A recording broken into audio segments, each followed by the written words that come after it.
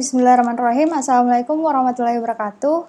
Kembali lagi ke channel Bimbingan Belajar Ar-Rayhan. Kali ini kita masih membahas soal KSM Madrasah Ibtidaiyah Matematika Terintegrasi tahun 2019 untuk tingkat kabupaten kota. Nah, kali ini kita akan bahas soal nomor 7 sampai nomor 10. Oke, langsung saja kita langsung ke nomor ke-7, yaitu yang ditanya adalah banyak segitiga pada gambar berikut adalah. Nah, di sini ada gambar. Nah, yang ditanyakan adalah kira-kira ada berapa banyak segitiga yang ada di dalam gambar tersebut. Nah, kalau diperhatikan kan sebenarnya ini segitiganya tuh bisa banyak ya. Di sini ada satu segitiga, ada juga segitiga yang bisa dibentuk dari 2 segitiga, 3 segitiga. Contohnya kayak ini dan kayak ini. Nah, ini segitiga yang dibentuk dari 3 buah segitiga. Kayak gitu. Jadi kita akan menentukan kira-kira ada berapa banyak segitiga yang bisa kita dapatkan pada gambar berikut. Oke, yang pertama kita akan identifikasi dulu ada berapa banyak segitiga yang dibentuk oleh satu segitiga saja. Nah, di sini saya sudah tandai. Nah, di sini ada totalnya 1, 2, 3, 4, 5, 6, 7, 8, 9. Ada 9 segitiga yang dibentuk hanya dari satu segitiga saja. Jadi, segitiga yang pertama yang ini, kemudian segitiga yang kedua yang ini, kemudian segitiga yang ketiga, keempat, kelima, keenam, ketujuh, kedelapan, dan yang ke-9. Jadi, totalnya 9 ya. Nah, kemudian yang selanjutnya kita melanjutkan dengan mengidentifikasi segitiga yang dibentuk dari 2 buah segitiga. Jadi kayak ini nih. Contohnya yang ini ya pertama. Jadi kedua segitiga ini kan kalau digabungkan masih membentuk suatu segitiga kan. Nah, kayak gitu. Jadi yang pertama yang ini. Nah, kemudian selanjutnya yang ini.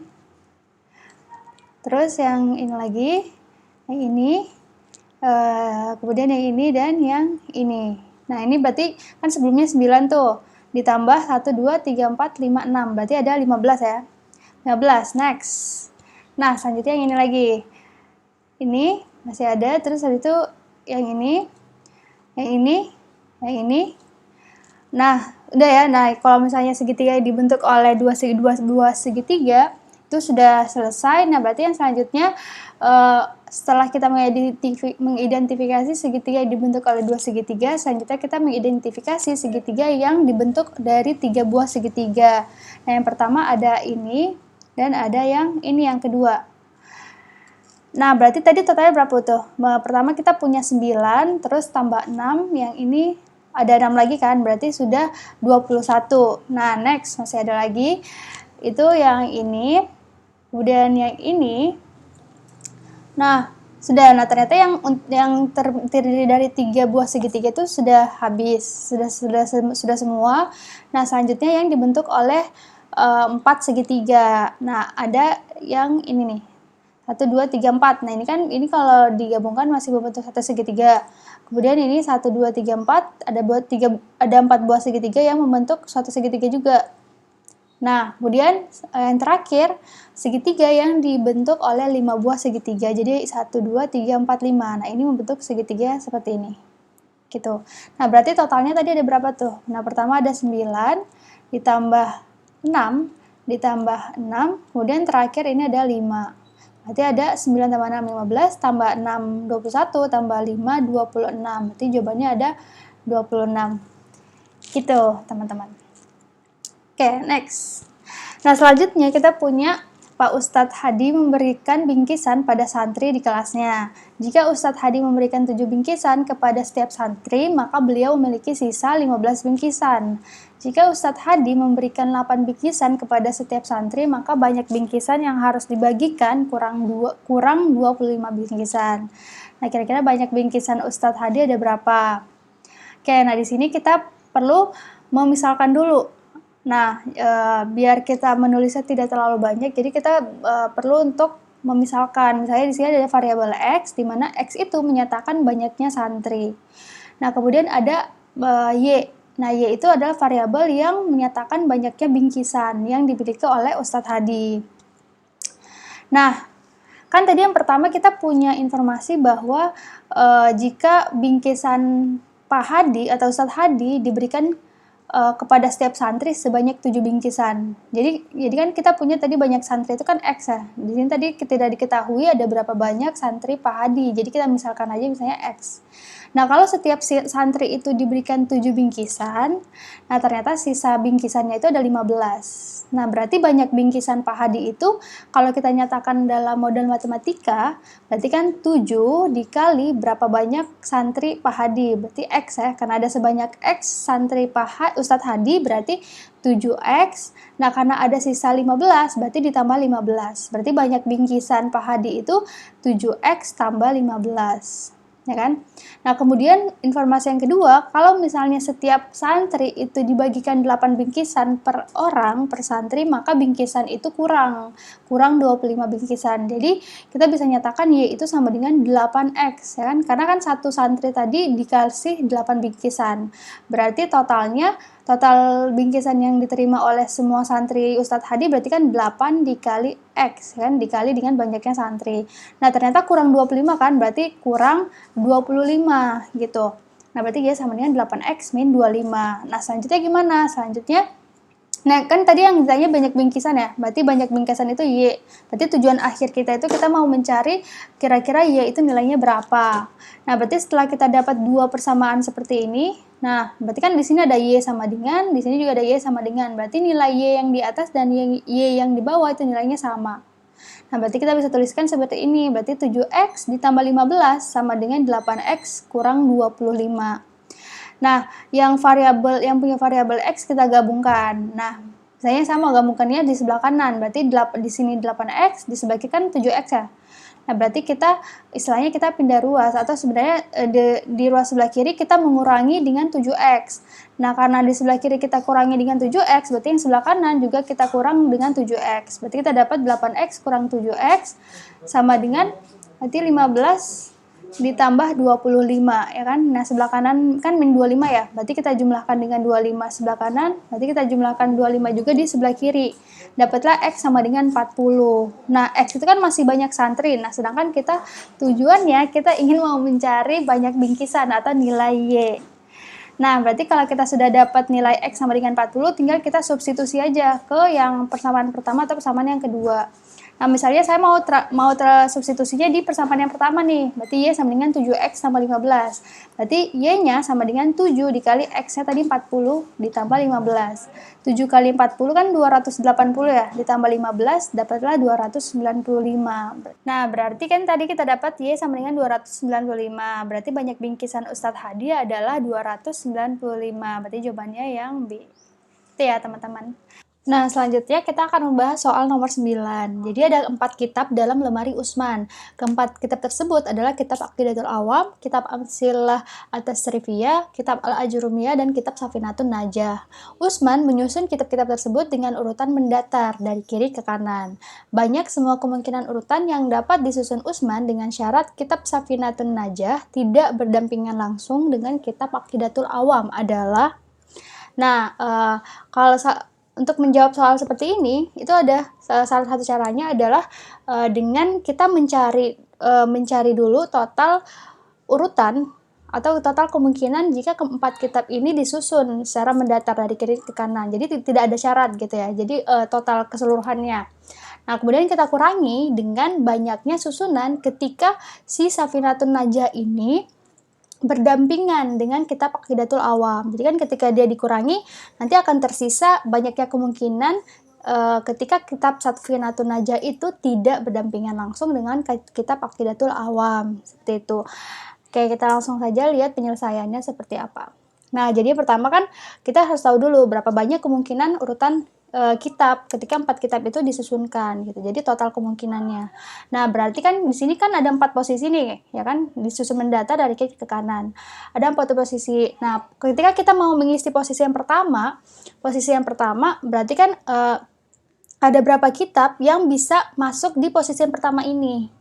Nah, karena ini permulaan berarti kan bisa 4-4-nya kan. Bisa kitab Aqidatul Awam, bisa kitab Amsilah, bisa kitab Al-Ajurumiyah, ataupun kitab Safinatun Najah. Jadi di sini ada 4 kitab yang bisa masuk di posisi ini. Nah, kemudian karena posisi yang pertama sudah terisi, berarti untuk posisi yang kedua tinggal 3 kitab, ya kan? Nah, kemudian posisi yang ketiga tinggal 2 kitab, dan posisi yang terakhir tinggal 1 kitab.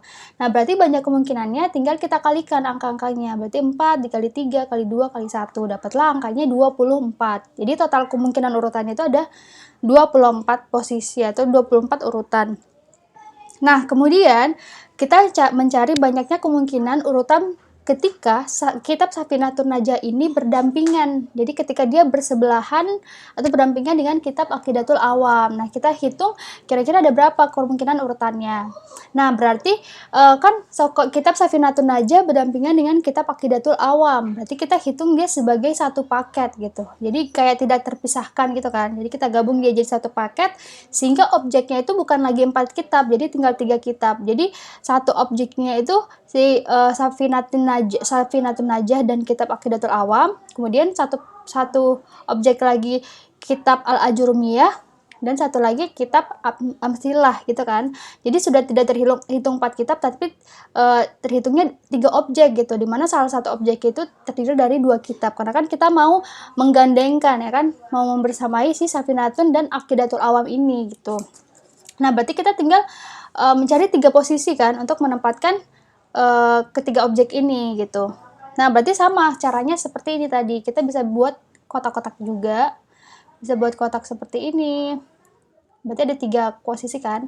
Nah, sebenarnya untuk pengisian angka-angka seperti ini terserah kalian, bisa mulai dari depan atau bisa juga mulai dari belakang gitu. Kalau tidak ada syaratnya gitu kan. Oke, nah berarti di sini kalau misalnya kita mau isi dari pertama, berarti objek yang bisa masuk di posisi pertama ada 3 gitu kan. Kemudian di sebelahnya berarti karena 1 sudah terisi di sini, berarti sini tinggal 2, berarti sini tinggal 1. Berarti banyaknya itu 3 kali 2 kali 1. Nah, kenapa dikalikan 2? Karena kan si Safinatun dan Aqidatul Awam ini kan dia bersebelahan tuh. Nah, berarti bisa jadi 2 itu maksudnya si Safinatun Najah bisa di sebelah kiri, kemudian Aqidatul Awam di sebelah kanan, atau bisa juga posisinya ketika Safinatun Najah ini di sebelah kanan dan Aqidatul Awam itu di sebelah kiri gitu. Berarti kan ada dua kemungkinan kan bisa bersebelahan ya. Bisa bertukar posisi. Nah, makanya di sini dia dikali 2. Berarti 2 kali 3 kali 2 kali 1. Dapatlah dia sama dengan 12. Nah, berarti tinggal kita kurangi, ya kan?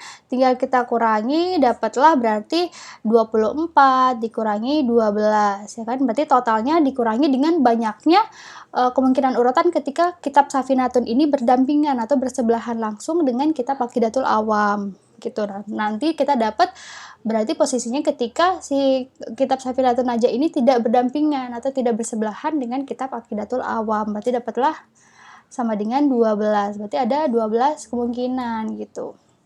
Itu ya teman-teman. Oke, next. Nah, selanjutnya kita mencari jawaban untuk yang nomor 10.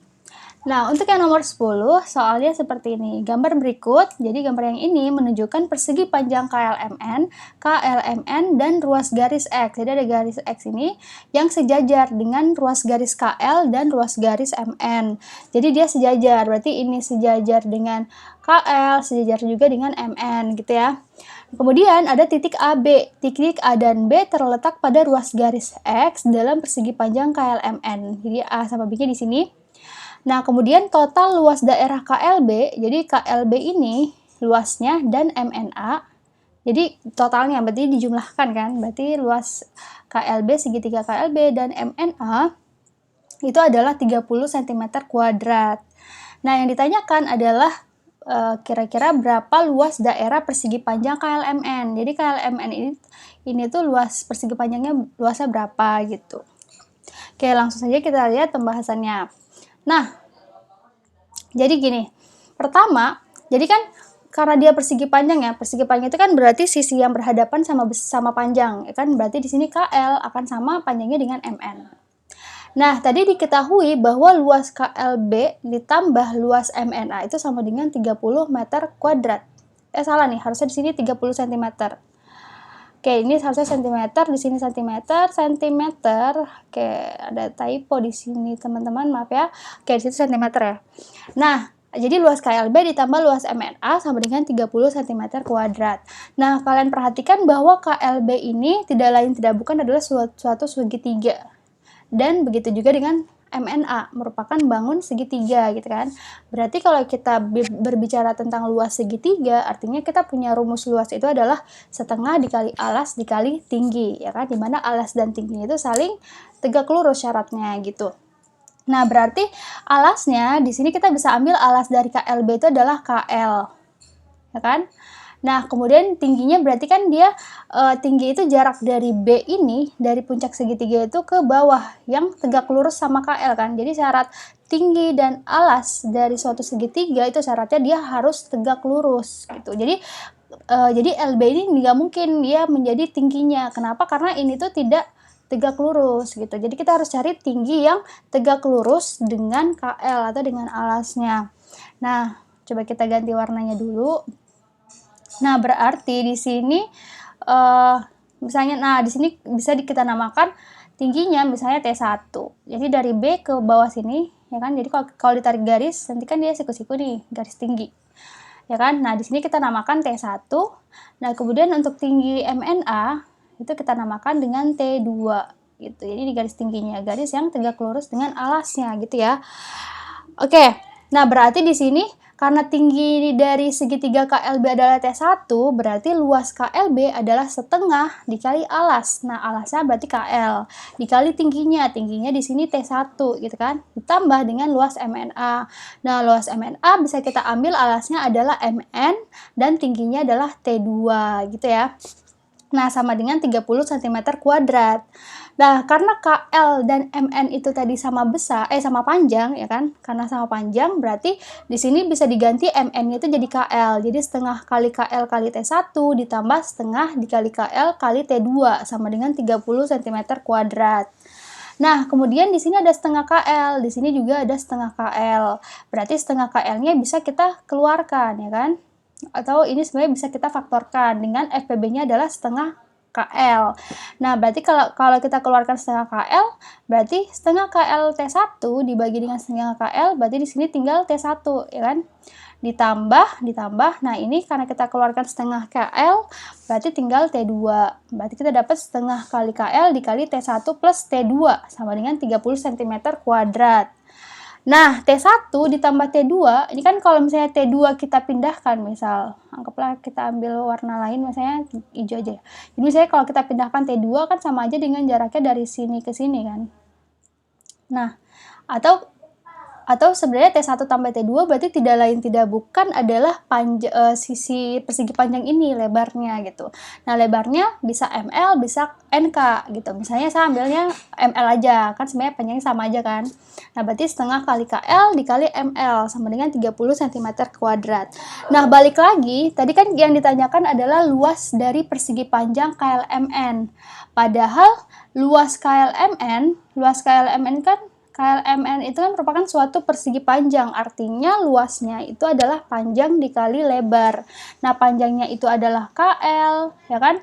Terus lebarnya adalah ML. Berarti sebenarnya tujuan kita itu kita mau mencari KL kali ML ini, ya kan? Nah, di sini kita punya setengah kali KL kali ML sama dengan 30. Berarti kalau kita mau mencari KL dikali ML, kalau kita mau mencari KL dikali ML, berarti tinggal kita kalikan 2, ya kan? Kan ini setengah ya. Berarti kalau kita hanya mencari KL sama ML aja, KL kali ML maksudnya, berarti kita kali 2. Nah, berarti dapatlah dia 60 cm kuadrat. Ya kan? Berarti di sini 60 cm kuadrat. Nah, berarti luas daerah persegi panjang KLMN-nya adalah 60. Gitu. Dapatlah jawabannya C. Gitu, teman-teman. Jika kalian suka dengan video ini, jangan lupa subscribe, like, dan share video ini ke teman-teman kalian. Jangan lupa juga nyalakan bel notifikasinya sehingga kalian tidak ketinggalan untuk video-video terbaru dari kami. Sekian dari saya. Assalamualaikum warahmatullahi wabarakatuh.